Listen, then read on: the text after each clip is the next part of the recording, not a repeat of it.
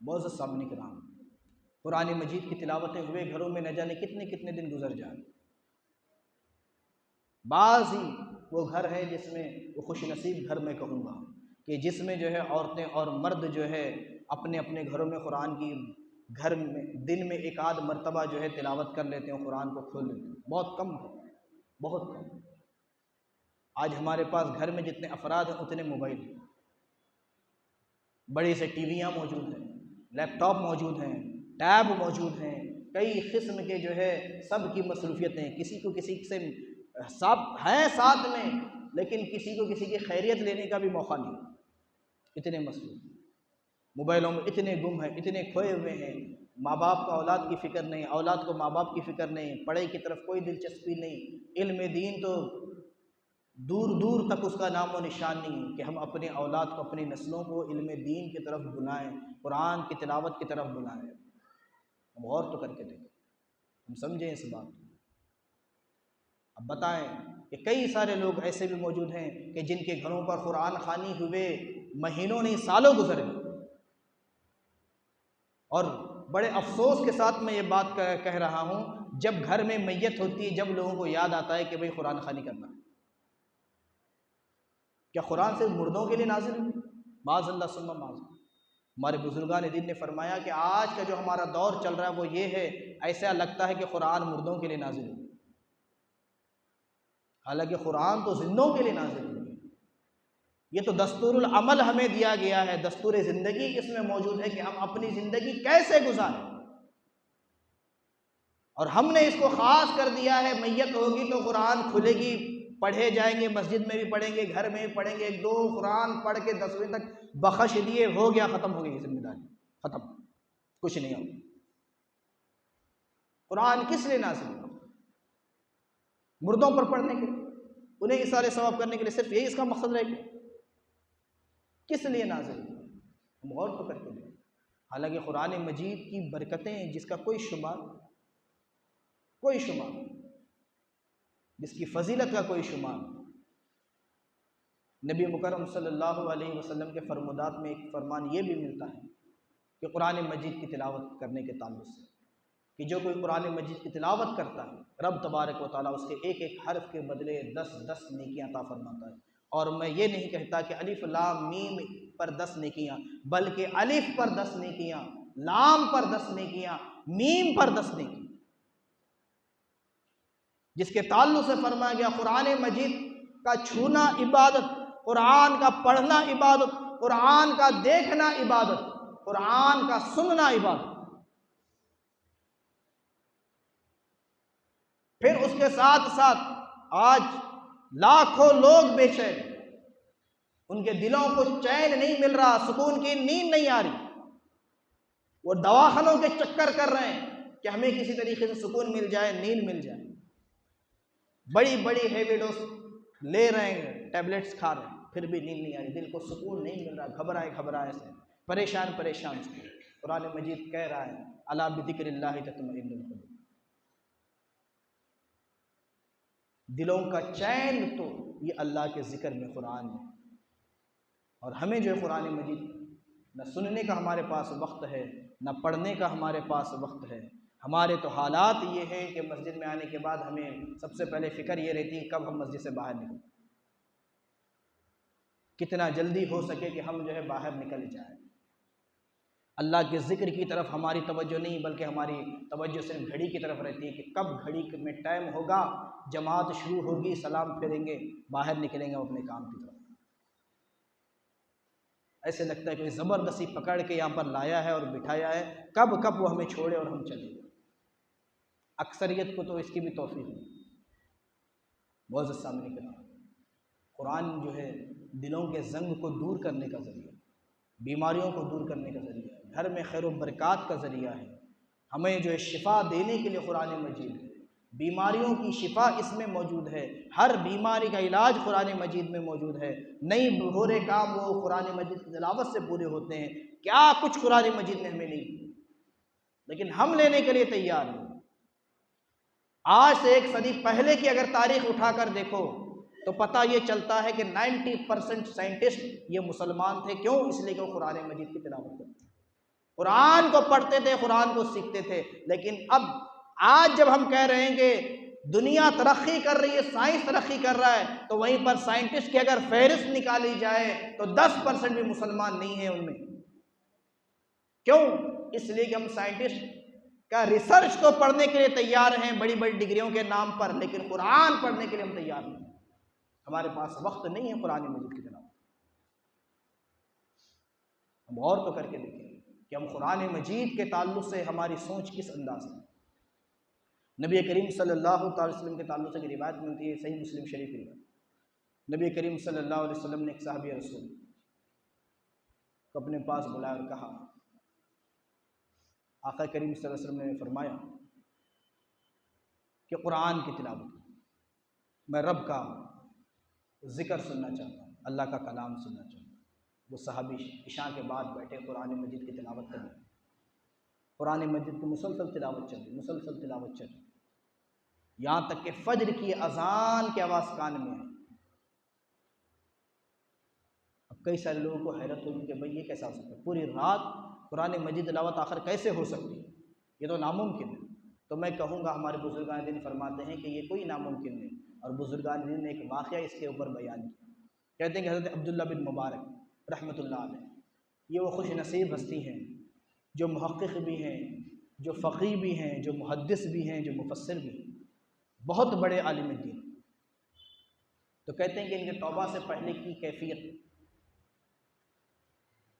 کہ ان کا معمول تھا کہ وہ جو ہے روزانہ عشاء کی نماز پڑھتے تھے، تو دراصل ان کو ان الفاظ میں بیان کیا گیا کہ انہیں جو ہے کسی عورت پر عشق ہو گیا، کسی عورت پر عاشق ہو گیا۔ تو معاملہ یہ ہوا کہ اچھے گھرانے کے تھے، مہذب شریف گھرانے کے تھے، تو جس محلے میں ان کی محبوبہ کا گھر تھا اسی محلے کے مسجد میں عشاء کی نماز پڑھتے، پھر اس کی گلی میں نکل جاتے۔ ایک دفعہ کا معاملہ یہ ہے، وہ کہتے ہیں حضرت عبداللہ بن مبارک، وہ خود فرماتے ہیں کہ ایک دفعہ عشاء کی نماز میں امام صاحب نے قرأت لمبی کر دی، زیادہ قرآن مجید کی تلاوت کر، تو میرے دل میں خیال آیا امام صاحب تو بڑے فارغ ہونے، اس کے علاوہ تو کوئی کام ہے نہیں، ہم لوگ بڑے کام والے ہیں، ہمیں اور بھی دوسرے کام ہوتے ہیں، اتنی لمبی لمبی وہ نماز پڑھائیں گے تو کیسے ہو؟ یہ دل میں ان کے خیال آئے۔ انہوں نے کہا کسی کو نہیں، آج کل کا تو دور بہت آگے ہے، آج کل کا تو دور یہ ہے کہ 4 لوگوں کو ہم کہتے پھرتے ہوئے جو ہے 4-6 دن تک ہم کہتے رہیں گے کہ ایسا ہوا ایسا ہوا ایسا ہوا، امام صاحب کا ایسا ہوا، امام صاحب کا ایسا ہوا۔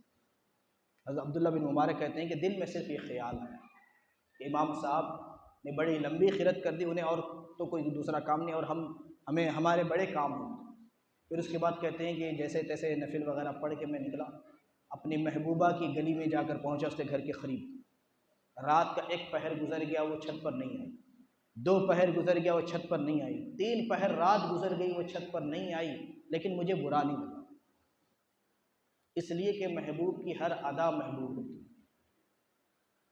محبت جو ہے، محبت تو اس پر محبت ہی اتنی زیادہ تھی، 3 پہر رات گزر گئی لیکن محبوبہ جو ہے چھت پر نہیں آئی، دیدار نہیں ہوا، لیکن مجھے کوئی برا نہیں لگا۔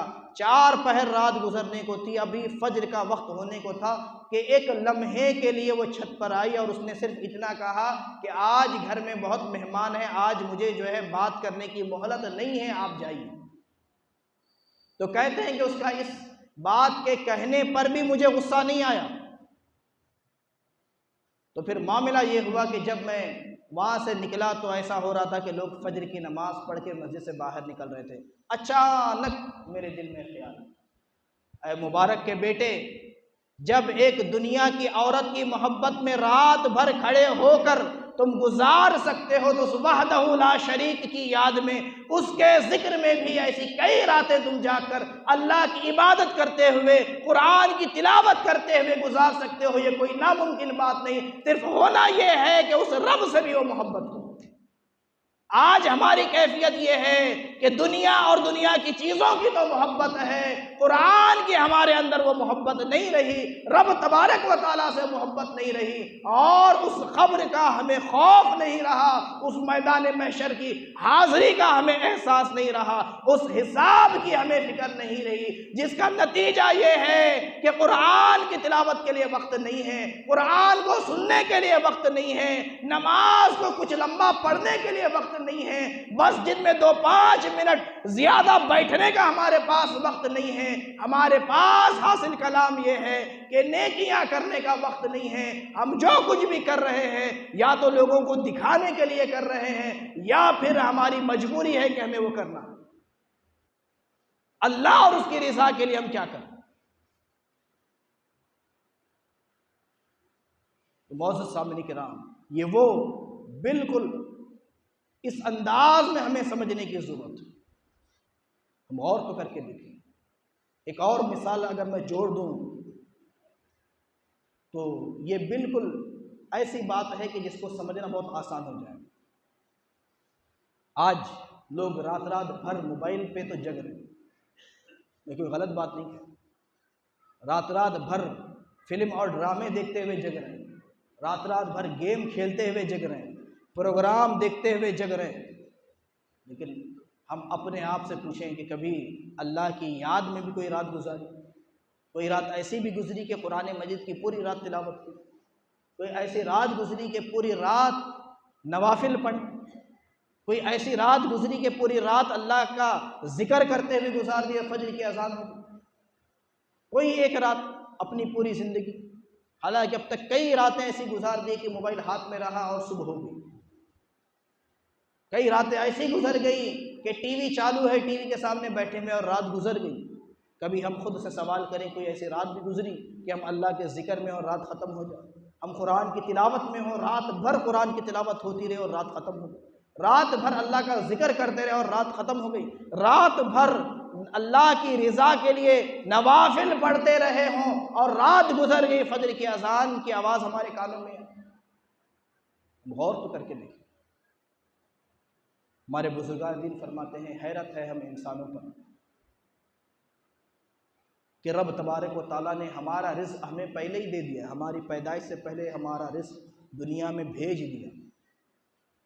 دنیا حاصل کرنے کے لیے ہمیں محنت کی ضرورت نہیں ہے, وہ ہمارے لیے دے دی گئی ہے. ہمیں اپنی آخرت کو حاصل کرنے میں محنت کرنی ہے, لیکن ہم محنت کر رہے ہیں دنیا کو حاصل کرنے کے لیے اور آخرت کی طرف کوئی توجہ نہیں. معزز سامعین کرام, ہم غور تو کر کے دیکھیں, ہم سوچیں, ان باتوں کے اوپر توجہ دیں. وقت کا تقاضا تو یہ ہے کہ اور زیادہ مجھے اجازت نہیں دیتا, لیکن یہ ایک بات آپ کے سامنے عرض کرتا چلوں. قرآن مجید کی تلاوت, قرآن خوانی گھروں میں قرآن مجید کے فیض و برکات کا حاصل کرنا. جب بھی پریشان ہیں, بیمار ہیں, تو سب سے پہلے قرآن مجید کی پہلے تلاوت. یہ سوچ ہمارے اندر پیدا ہونا بہت زیادہ ضروری ہے. یہ سوچ پیدا ہونا بہت زیادہ ضروری ہے. قرآن کی تلاوت کیسے کریں؟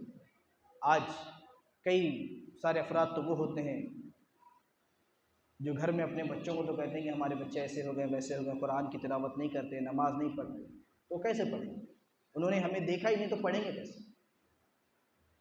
نبی کریم صلی اللہ علیہ وسلم, آقا کریم صلی اللہ علیہ وسلم کا حجرہ مبارک کیسا تھا؟ دروازہ کھولے تو سیدھا مسجد. حضور کا دروازہ مسجد ہی میں کھلتا تھا. اب انداز رکھیں. پھر بھی آقا کریم صلی اللہ علیہ وسلم کے تعلق سے ام المؤمنین حضرت عائشہ صدیقہ رضی اللہ عنہ فرماتی ہیں کہ آقا کریم صلی اللہ علیہ وسلم رات بھر حجرے میں مصلی بچھائے نماز میں مصروف رہتے. ہم غور تو کریں, ہمارے گھر والوں نے ہمیں گھر میں کبھی مصلی پر دیکھا ہی نہیں, ہماری اولادوں نے ہمیں گھر میں مصلی پر دیکھا ہی نہیں. آقا کریم صلی اللہ علیہ وسلم کا فرمان تو یہ ہے کہ اپنے گھروں کو قبرستان نہ بناؤ, کچھ عبادت گھر میں بھی کیا کرو رب تبارک و تعالیٰ, کچھ نمازیں گھر میں پڑھو. تو اس کی تفسیر مفسرین کے ہمارے بزرگان دین نے فرمائی کہ فرائض واجبات مسجد میں ادا کرے اور نوافل سنتیں بندہ اپنے گھر میں پڑھے, تاکہ گھر والے بھی جو ہے اس کو دیکھ کر وہ بھی شوقین ہو جائیں. اور ہمارے علماء کرام فرماتے ہیں کہ اگر گھر میں ماں باپ اگر فجر کی نماز پڑھنے کے بعد ایک ساتھ قرآن کی تلاوت کر رہے ہوں گے, اگرچہ 2 سال کا ان کا بچہ ہوگا وہ بھی دیکھے گا, بچی ہوگی وہ بھی دیکھے گی, بچہ ہوگا تو سر پر ٹوپی پہن کر بازو بیٹھ جائے گا, بچی ہوگی تو اسکارف پہن کر وہ بازو بیٹھ جائے گی, وہ بھی جائے نماز پر آ کر بیٹھ جائے گی, وہ بھی دیکھے گی. تو یہ تربیت کا طریقہ علماء کرام نے فرمایا اپنے بچوں کو اگر تربیت دینا چاہتے ہو تو اس کا طریقہ یہ ہے کہ تمہارے ہاتھ میں پہلے قرآن ہونی چاہیے، تمہارے ہاتھ میں پہلے تسبیح ہونی چاہیے، تمہارے قدموں کے نیچے جانماز ہونی چاہیے۔ جب تمہاری اولادیں تمہیں اس پر دیکھیں گی، اس انداز میں دیکھیں گی، تو وہ بھی قرآن کی تلاوت کریں گے، وہ بھی نماز پڑھیں گے، وہ بھی نیک